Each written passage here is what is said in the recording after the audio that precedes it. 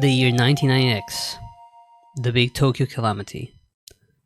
After a surge of demons, US Ambassador Thorman launched ICBMs to destroy Tokyo.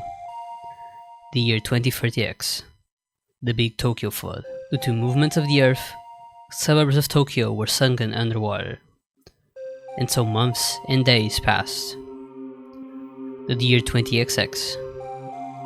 Despite the instability of the time, a city was rebuilt by the people, Tokyo Millennium. An organization known as the Center was put in place to enforce the emerging strict rules and hierarchies of the city. In one of the areas of Tokyo Millennium, Valhalla, lives a young boy once a timid child who now spends his day getting into fights on the streets. Something changed him at one point, but nobody knows what or when that happened. He himself doesn't know it. He himself doesn't remember. He only remembers one thing: I need to become stronger.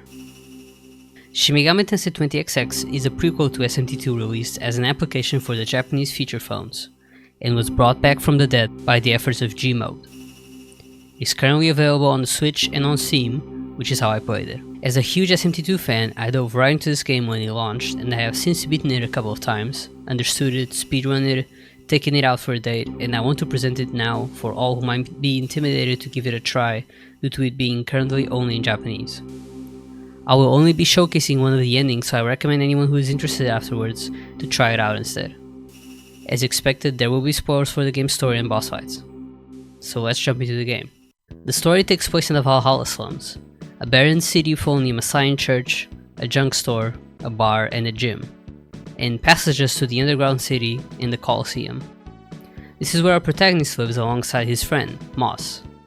The protagonist is a young man with no recollections of the past except his urge to get stronger, and him and Moss are always up to no good, getting in trouble with the other gangs in the slums. That day, they pick a fight with some local youths but get spotted and chased by a temple knight. They manage to outrun him, and then Moss says he wants to introduce the protagonist to someone who says will make him stronger. So we go along and meet this mysterious man.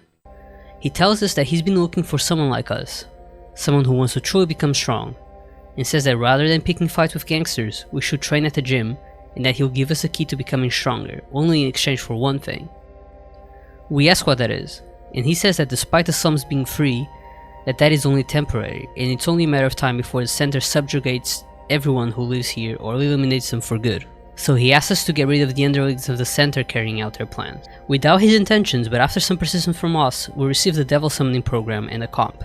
After that, we head to the gym as we're going to undergo the training to become gladiators and take place in the Colosseum competitions. He also gives us a ring, the Beast Ring, which he says will awaken our inner power when needed. We head to the gym and get introduced to the owner and to our trainer, who says that for our training, we need to clear each level of the virtuals. This is a core part of the game. Just like in SMT2, the virtual battles are these single-colored dungeons with a boss at the end, but these have the added bonus of being randomly generated. You earn EXP from killing demons, but no money, and you can't recruit them, and any items consumed will actually get consumed outside of the simulation. The only difference from a real battle being that if you die, you don't game over and get kicked out of a simulation instead.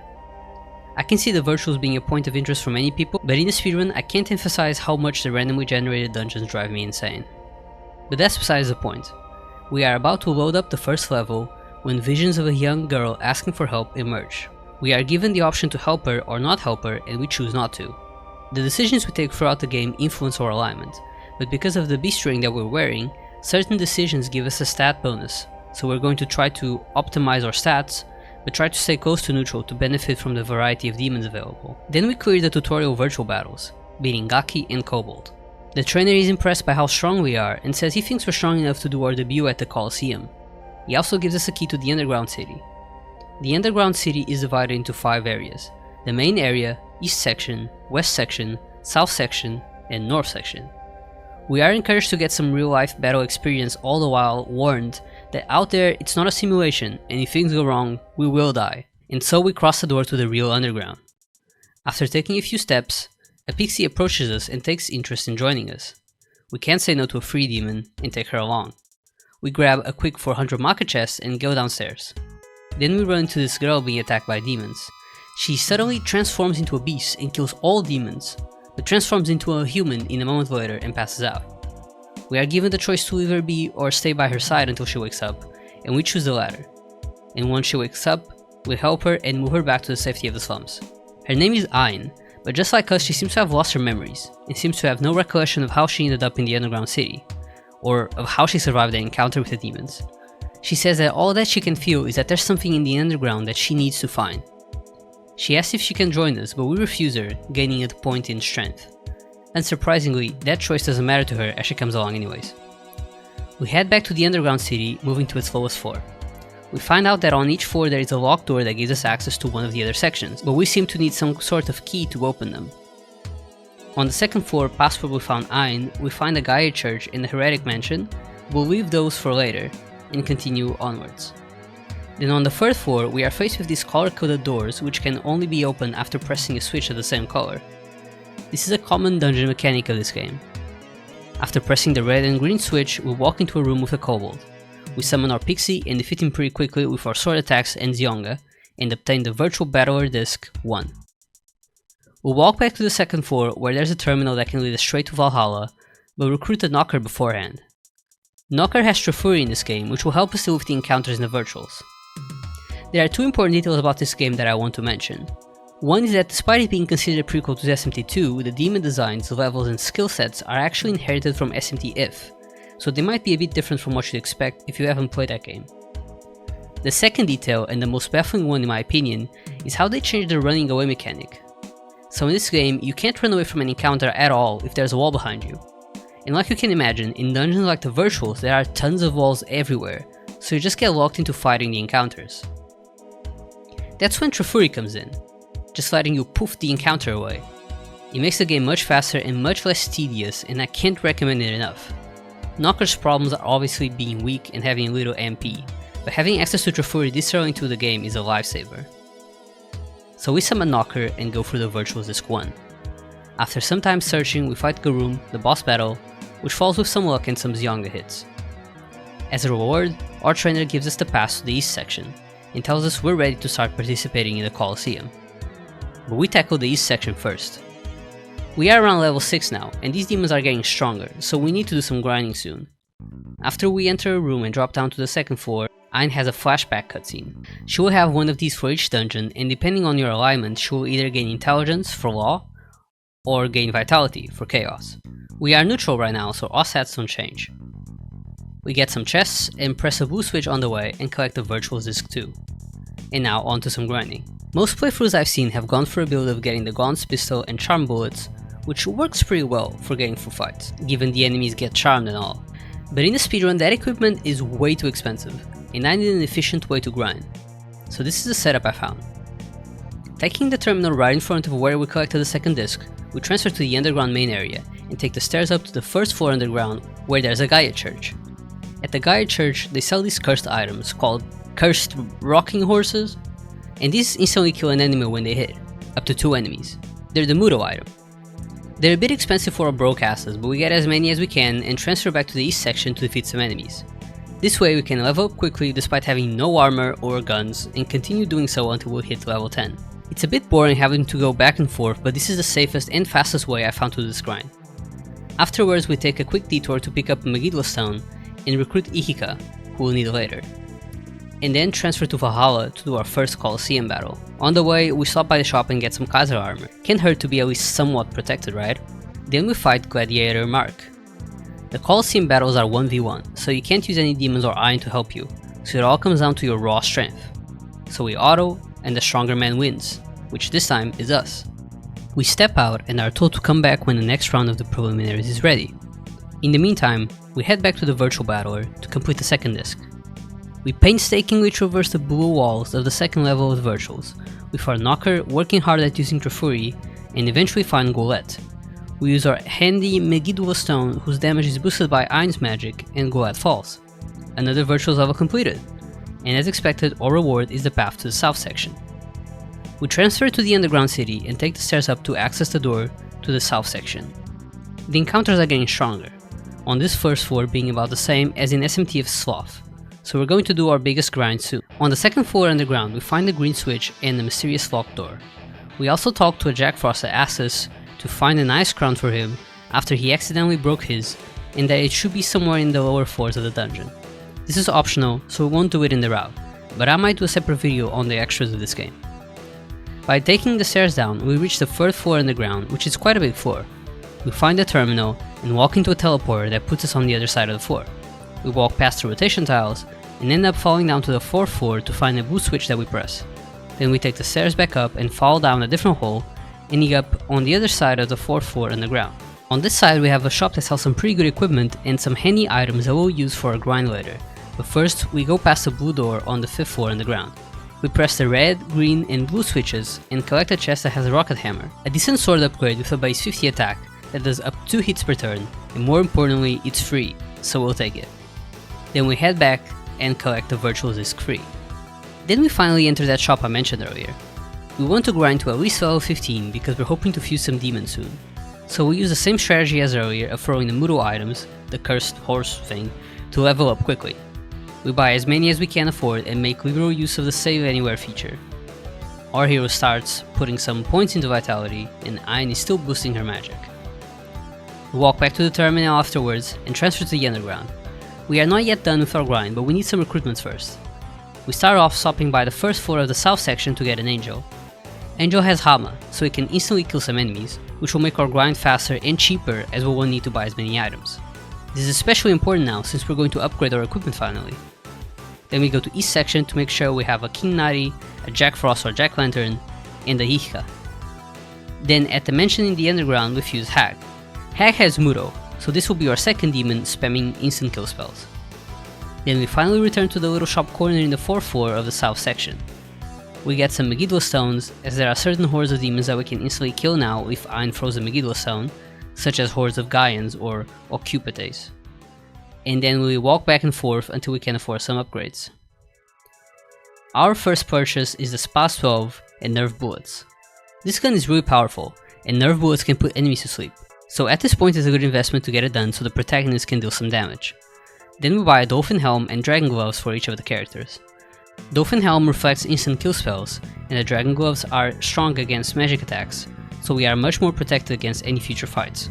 We recruit an Occupite and finally return to the 2nd Colosseum fight. We fight Teria, who knows magic and is not shy about using it.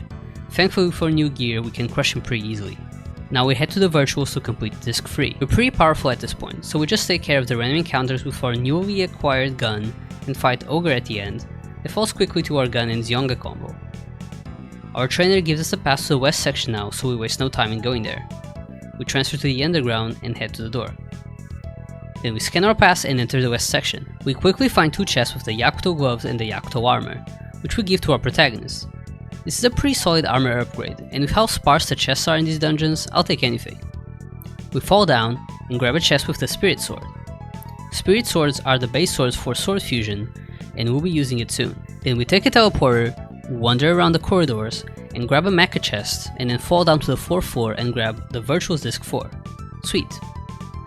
There's another junk store on this floor, so we can grab some pretty useful items here. We grab 40 Hikobaris and 10 Hamayas, so we can grind out some more levels. We want to be around level 30 for the end of the game, so we're gonna need one more grinding section soon. Then we take the stairs up to stop by the Heretic Mansion. We fuse Pixie with Jack Frost into Aquans, and fuse Occupite with Aquan to make Keraino.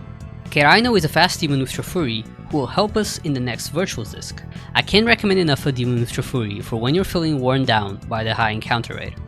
Then we fuse Angel and Hag into Ho-Oh, and then Ho-Oh into the Spirit Sword into the sword. Fox Cup Sword? I don't know its name, but it's a pretty solid upgrade.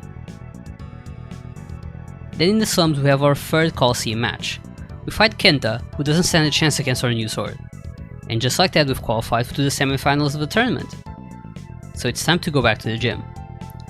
On our way to the gym we are stopped by this guy called Ramido. He tries to act tough and he challenges us to a fight, so we take him on, but he doesn't even do as much as a scratch to us.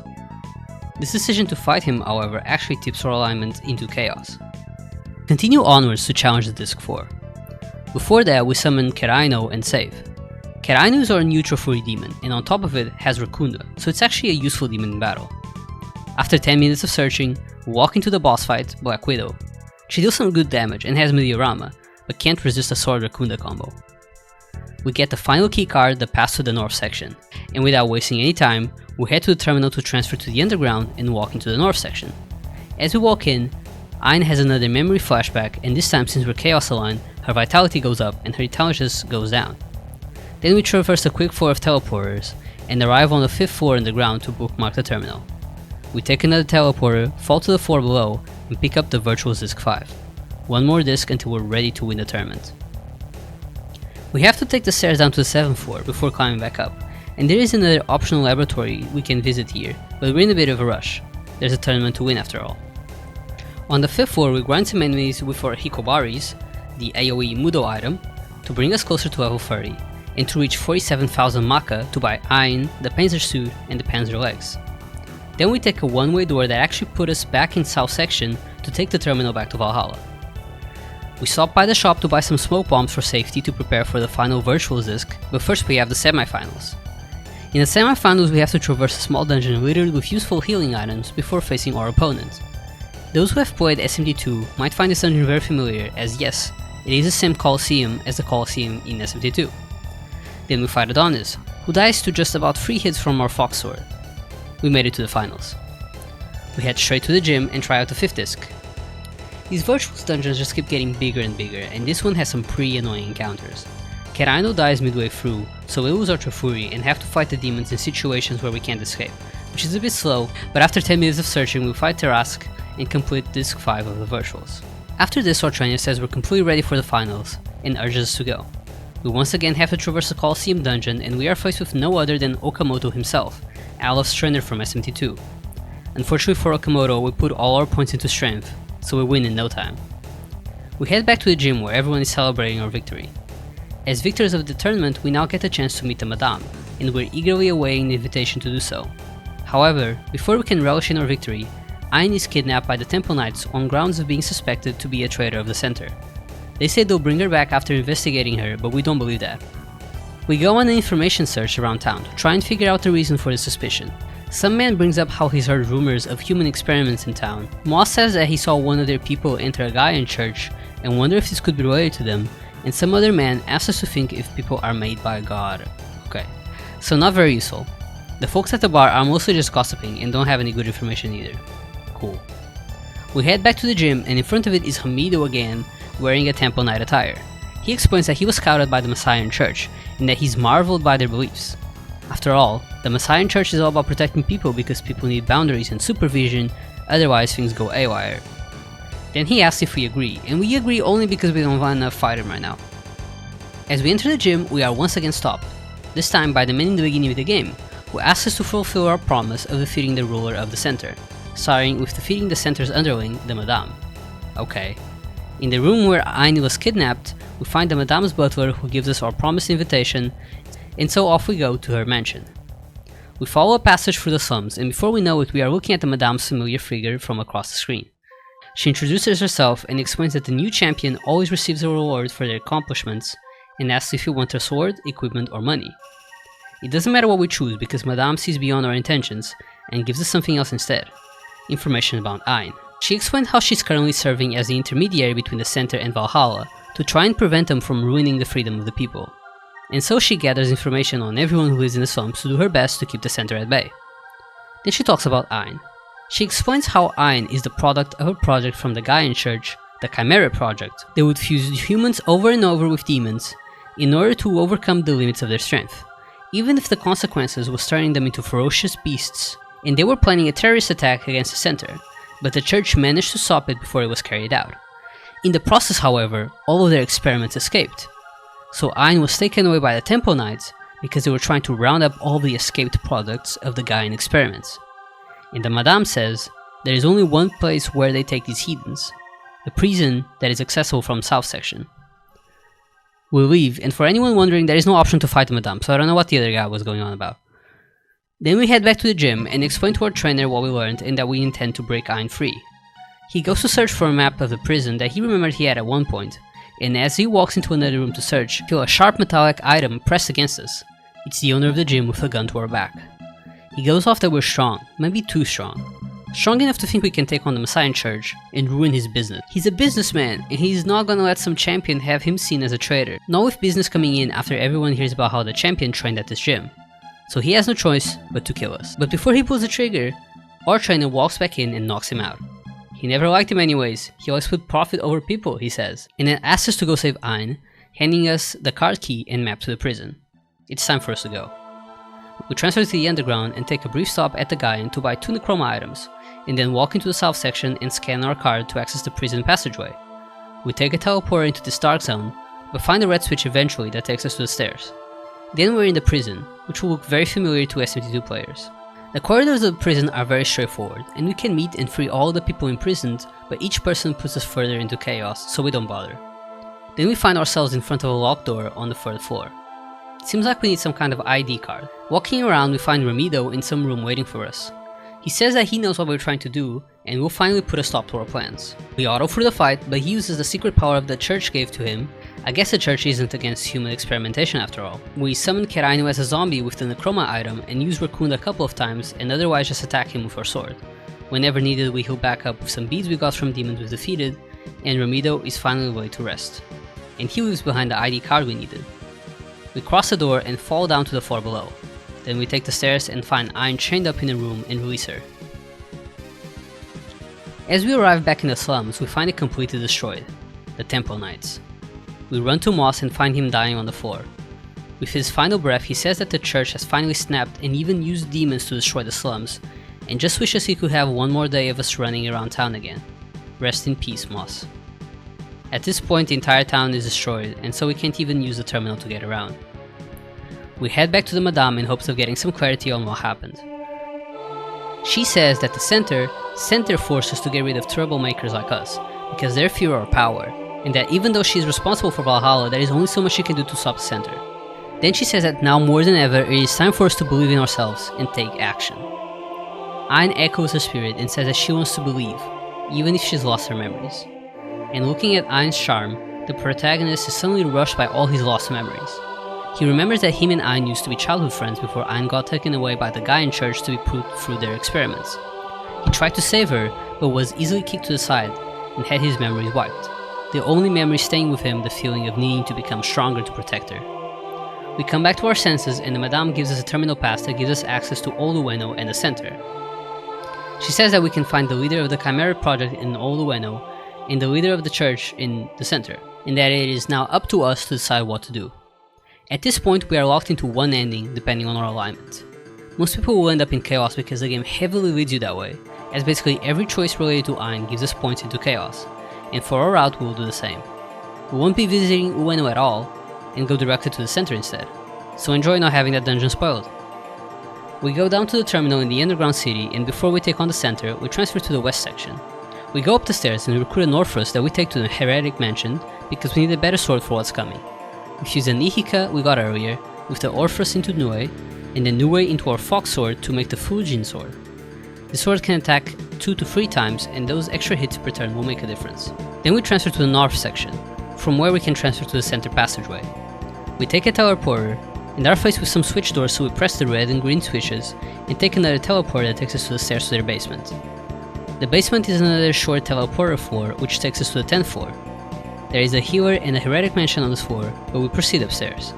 On the 11th floor, we use an amulet to get through the damage tiles, and after a few teleporters on the 12th floor, and grabbing a handy Soma and revival bead on the way, we then face a surgeon who tells us to leave because there are experiments going on, and quickly he realizes that we're non-messiahs and sprints away. We walk into the room and face one of the elders. He welcomes us in and tells us that he's heard the rumors about us, about our prison escape, and Ein, who was fused with demons, and he tells us that the center couldn't help but give that experiment a try as well, fusing humans with angels instead. Though one of their products, Ramido, was defeated by us, so it seems like they still need to improve it somewhat. And he says that he'd love to chat, but unfortunately he's still one of the guardians of the center, and the subject of God. And God does not forgive irreverence like ours, so he will give us our final judgment, and transforms into Metatron. Metatron hits pretty hard with his physical attacks, and can cast Marine Careen, which thankfully we are unaffected by due to our gloves. He can also cast Megiddo, which is perhaps the most dangerous move he can pull. 2 of those and we're dead. So the strategy is this: we use a Necroma item on Keraino so he will spam Rakunda, will attack for protagonist, who will try to land as many hits as his level 30 accuracy can allow, and Ain will heal with the Arama, and if everyone is healed up enough, she throws a Hami up for some extra damage.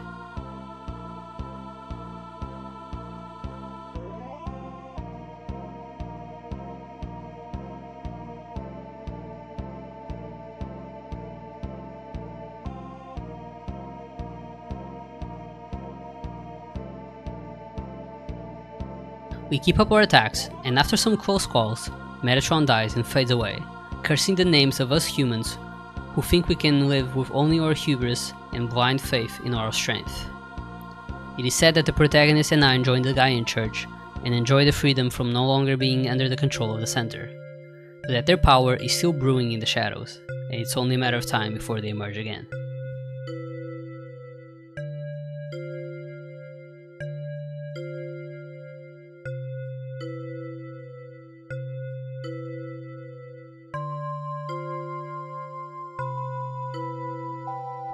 So that was the chaos ending of Shin Megami Tensei 20XX. I really like the first person dungeon crawler era of Megaten, so I enjoyed this game, but there is a lot about it that gets on my nerves. The running away mechanic being changed, the random dungeons, the demons that they removed, the fact that Hinokagutsushi doesn't work on the last boss fights. Well, I could go on for a bit, but even for all its flaws, I recommend this to every SMT2 fan out there. Just getting to experience another story in that world is so rewarding, and for that I'm thankful that this game exists. If you enjoyed this video, or there's anything else you'd like to know, please leave a comment, I'd love to hear what you think. Other than that, thank you for watching, and I'll see you next time.